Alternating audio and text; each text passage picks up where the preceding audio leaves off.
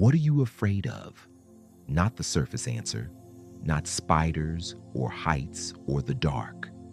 The deeper one, the fear that wakes you at 3 a.m. and will not let you return to sleep. The fear that stops you from saying what needs to be said, from doing what needs to be done, from becoming who you already know you are meant to be. Fear of failure, fear of rejection, fear of loss, fear of death, fear of being truly seen and found wanting. These fears are not weaknesses. They are not character flaws. They are the most human thing about you. Every person who has ever lived has known them. And 3 of the greatest civilizations in human history looked at fear, not to eliminate it, but to understand it so completely that it could no longer control them. Today we explore what that means through the Stoics of ancient Greece, through the Bhagavad Gita and Buddhist wisdom of ancient India, and through the Taoist and Confucian masters of ancient China. Stay with me, because what these ancient voices discovered about fear will not make you fearless, but it may make you free. Marcus Aurelius faced fear every single day of his reign, not personal fear only, though that was present.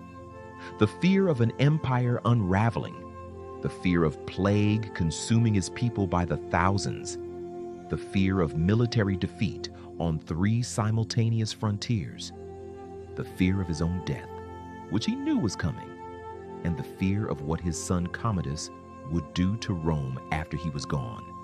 And yet he wrote, "Never let the future disturb you.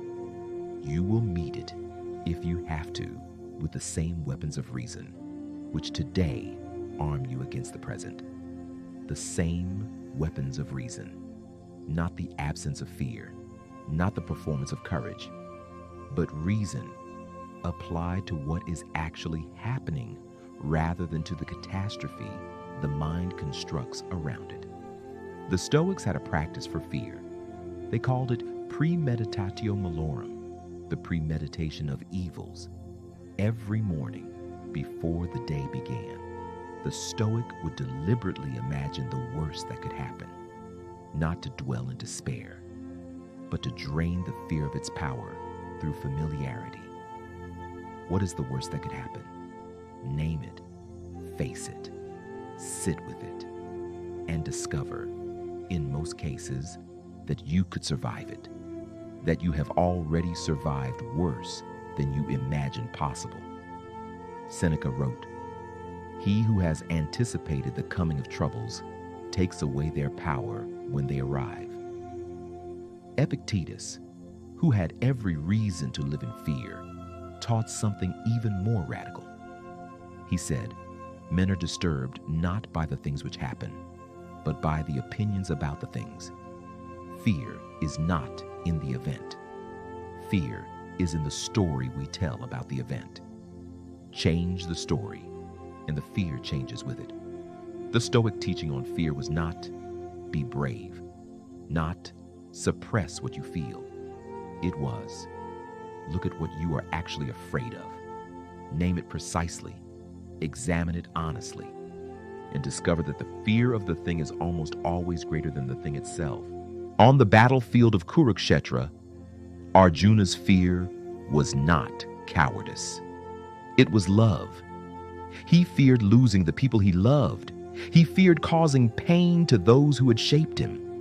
He feared that action, however righteous, would cost more than he could bear. And Krishna did not dismiss that fear. He acknowledged it fully. And then he said something that changed everything. Never the spirit was born.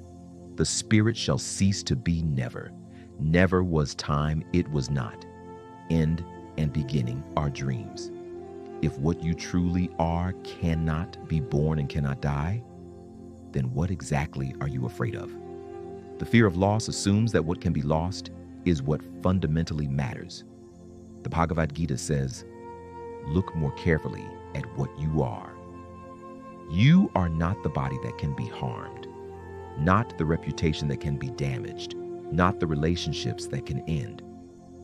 You are the eternal witness, the consciousness that observes all of these things and is touched by none of them at the deepest level. When Arjuna understood this, his fear did not vanish, but its grip loosened. He could act fully and completely because he was no longer acting from the contracted place of fear, but from the expanded place of Dharma. The Buddhist tradition approached fear from a different angle, but arrived at the same shore. The Buddha taught that fear arises from attachment. We fear losing what we love because we are attached to its permanence in a world where nothing is permanent. We fear death because we are attached to the continuation of the self in a universe of constant change. The Buddhist path through fear was not detachment in the sense of not caring, but in the sense of holding everything lightly, loving fully, clinging to nothing, engaging completely, grasping nothing, the open hand rather than the clenched fist. Fear lives in the clenched fist. Freedom lives in the open hand. In ancient China, a general came to Confucius with a question. "What is courage?" he asked. Confucius replied, "To know what is right and not do it is want of courage, not the absence of fear, but the choice to act rightly despite the presence of fear." Confucius himself demonstrated this teaching through his life. He spent decades offering wisdom to rulers who largely ignored him. He faced exile, poverty, ridicule, and the very real possibility that everything he had worked for would come to nothing. And he kept going. Not because he felt no fear, but because duty was larger than fear. The Taoist tradition approached fear through the nature of water. Lao Tzu observed that water does not fear the rock. It does not stand before the obstacle, paralyzed with anxiety about how to get past it. It simply flows around it, over it, through it. Given enough time, through the rock itself. He wrote, "Yield and overcome, bend and be straight, empty and be full." The Taoist response to fear was not to fight it, which gives it more energy, but to flow through it, to yield to its presence without surrendering to its demands. Fear says, stop. The Tao says, flow. Zhuangzi told the story of Cook Ding, whose knife never dulled because he never forced it against resistance. He found the natural spaces. He moved through them effortlessly. Fear is resistance. The man who has learned Wu Wei, effortless action, does not eliminate resistance. He finds the spaces within it and moves through them with the grace of water and the patience of time. 3 civilizations, 3 encounters with the same ancient companion, fear, and 3 versions of the same wisdom. Marcus Aurelius sat before dawn and imagined the worst, draining it of power through the clarity of honest anticipation. The Bhagavad Gita asked, "What exactly are you afraid of losing?" and revealed that what you truly are cannot be touched by loss. Lao Tzu watched the water flow around every obstacle and understood that the path through fear is not force, but fluid intelligence. They never met each other. They never read each other's words.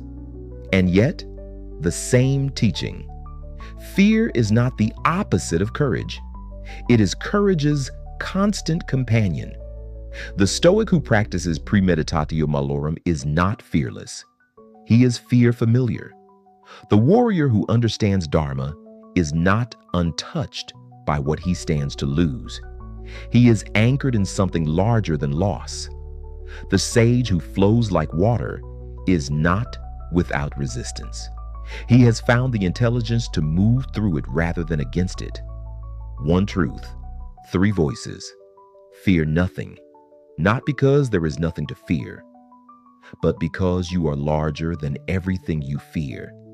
because what you truly are was never in danger, because the water always finds its way, because duty, faithfully followed, is its own form of fearlessness. Subscribe to One Truth, Many Voices, where every week we sit with the greatest minds of Greece, India, and China and listen for the wisdom beneath all their words. One Truth, Many Voices, Many Paths. See you next week.